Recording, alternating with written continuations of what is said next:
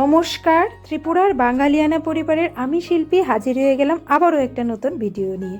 তো আজকে তোমাদেরকে নিয়ে যাচ্ছি সম্পূর্ণ একটা পাহাড়ি এলাকায়, খুবই সুন্দর একটা জায়গা ত্রিপুরা রাজ্যে। তো সম্পূর্ণ প্রকৃতির মাঝে তোমাদেরকে আজকে আমি নিয়ে যাব। তো যারা পাহাড়কে ভালোবাসো, প্রকৃতিকে ভালোবাসো, আশা করি এই ভিডিওটা তোমাদের সবার খুব ভালো লাগবে। ভিডিওটা স্কিপ না করে পুরো ভিডিওটা তোমরা দেখবে।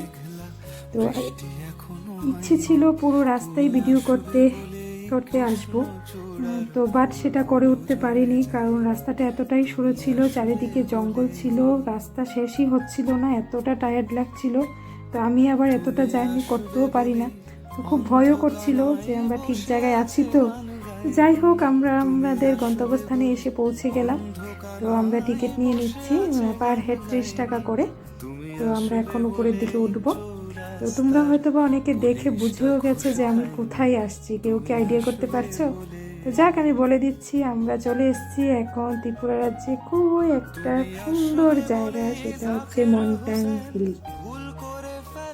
আমি ফার্স্ট টাইম এখানে এসেছি, তার জন্য তোমাদেরকেও দেখাচ্ছি। তো দেখো, আমি এতটুকু জায়গায় আসতেই আমাদের এই অবস্থা।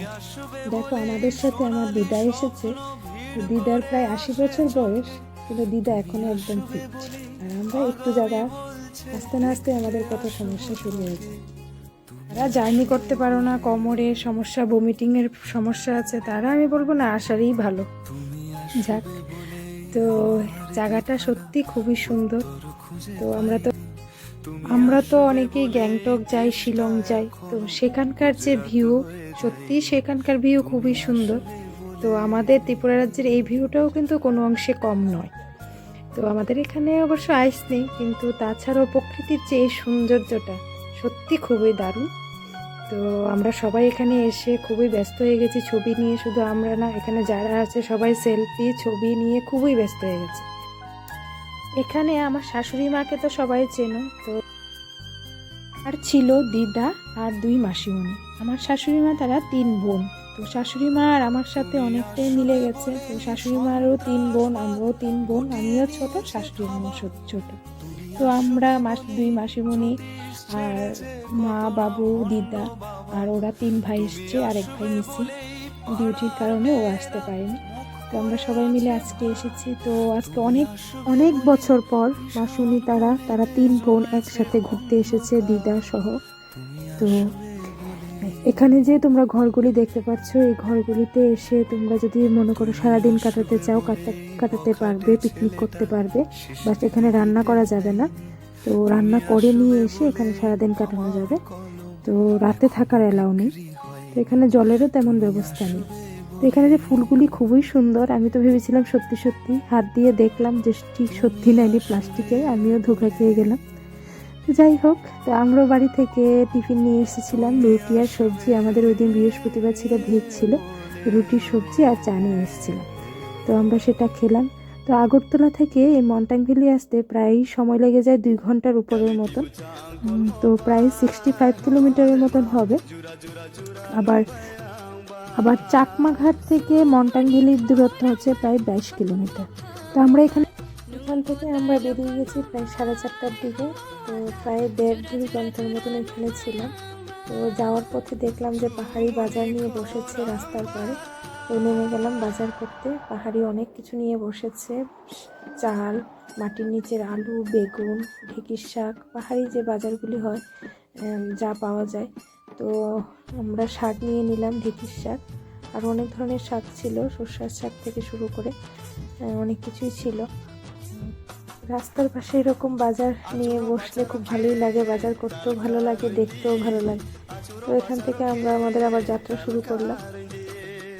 যেতে যেতে সেটাই ভাবছি যে আমরা কোথায় আছি আর ওরা কোথায় আছে। এখনও এই জায়গাগুলি অনুন্নতই রয়ে গেল, যে তেমন কোনো যোগাযোগ ব্যবস্থা, এরকম সুব্যবস্থা নেই।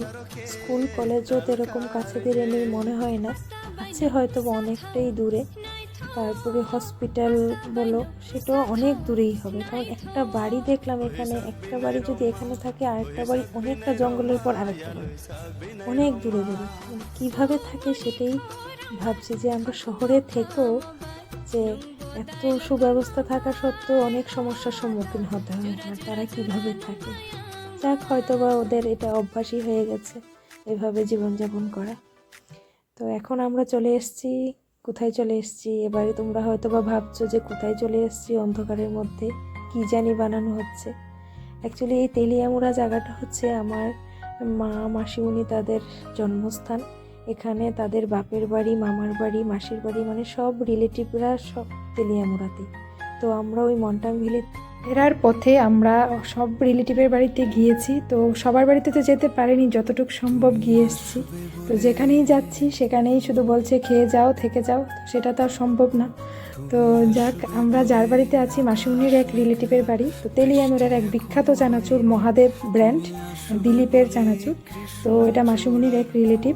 তো ওদের বাড়িতে গিয়েছি, গিয়ে ফ্যাক্টরিটা তোমাদেরকে দেখালাম। এখানে আলোটা একটু কম, তার জন্য মোবাইল ফ্ল্যাশ দিয়েই তোমাদেরকে দেখিয়েছি। তো এখান থেকে আমি তো বলবো যে তেলিয়ামুড়া গেলে এই চানাচুরটা অবশ্যই তোমরা ট্রাই করবে, খুবই সুস্বাদু চানাচুর। ওদের বাড়ি থেকে আমাদেরকে সবাইকে একটা একটা করে প্যাকেট দিল, সেটা তোমাদেরকে দেখালাম। তো এখান থেকে আমরা অনেক জায়গায় আবার যাব। তো সব জায়গাতে একটু একটু করে সময় কাটিয়ে দেখা করে চলে এসেছি। তো এটা আবার মাসিমণির আরেক রিলেটিভের বাড়িতে গেলাম। ওদের বাড়িতে কালী মূর্তি আছে স্থাপিত করা।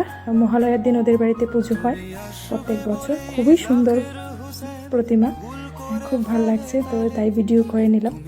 তো আমরা বাড়ি ফিরতে ফিরতে প্রায় বেজে গেছে প্রায় 9টা, প্রায় 12:30টার দিকে বাড়ি থেকে বেরিয়েছিলাম। খুবই টায়ার্ড, বুঝতেই পারছো। তো যাই হোক, আজকে আমার এই ভিডিওটা তোমাদের কেমন লাগলো অবশ্যই কমেন্টে জানাবে। কিন্তু যদি ভালো লাগে প্লিজ লাইক শেয়ার করে দেবে। আর আমার আরও নতুন নতুন ভিডিও দেখতে প্লিজ চ্যানেলটা সাবস্ক্রাইব করে দেবে। আর যারা এফবি থেকে দেখছো প্লিজ চ্যানেলটা ফলো করে দেবে। আজকের জন্য টাটা, বাই বাই, দেখা হচ্ছে নেক্সট কোনো ভিডিওতে। উত্তর খুঁজে পাইনি, তুমি আসবে বলে দেশটা এখনো গুজরাট হয়ে যায়নি, তুমি আসবে বলে।